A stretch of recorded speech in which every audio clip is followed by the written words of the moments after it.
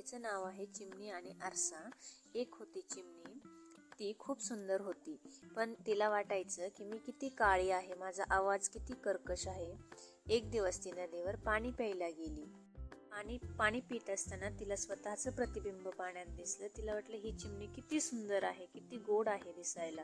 तर तेवढ्यात वाऱ्याची झुळूक आली आणि ती प्रतिबिंब हल्ल्यावर ती रडू लागली, माझी मैत्रीण गेली. तेवढ्यात एक म्हातारी चिमणी तिथे आली आणि म्हणली, ती दुसरं तिसरं कोणी नसून ती तूच होती आणि ते तुझंच प्रतिबिंब होतं. तूच खूप सुंदर आहे जगात, या जगात तूच खूप सुंदर आहेस, स्वतःपेक्षा सुंदर या जगात कोणीच नसतं, हे तिला समजून सांगितलं. तर या कथेची तात्पर्य एवढंच आहे की आपल्यापेक्षा सुंदर कोणीच नसतं. दुसऱ्याला सुंदर म्हणून आपल्याला कमी लेखण्यात काहीही अर्थ नसतो.